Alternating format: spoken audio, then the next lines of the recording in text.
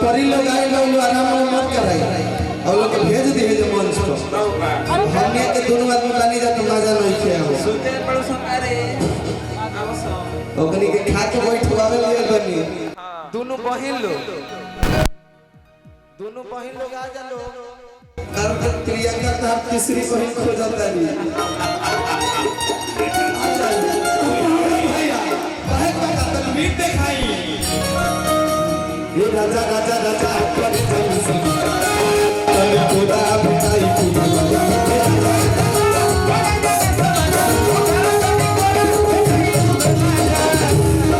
तो गोहिया में कसी किसमिया तो गोहिया में कसी किसमिया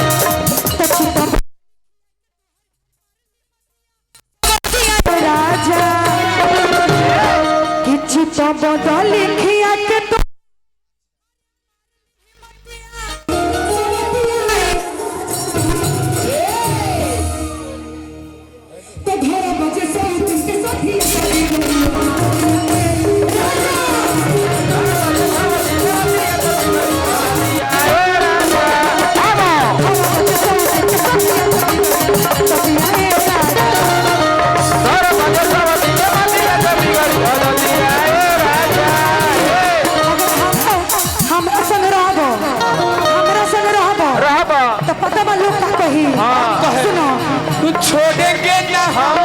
तेरा साथ साथी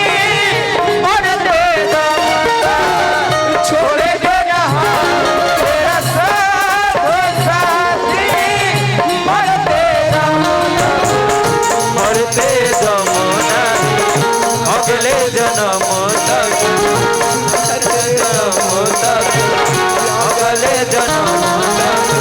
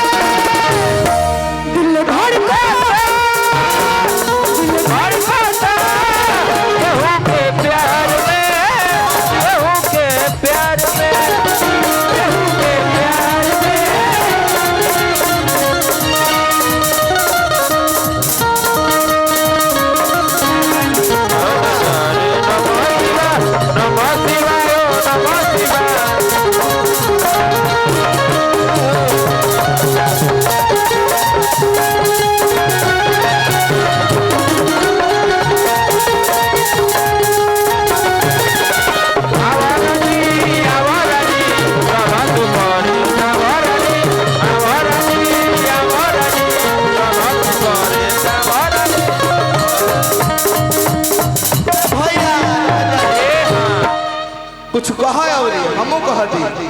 कहे के तो ढेर बात लेकिन एगो कहा बढ़िया ओकरा बात सुनी ना ना हम इनका खाते को बढ़िया चीज कह देते हैं हाँ न भाई हमार तनी लगा दी तो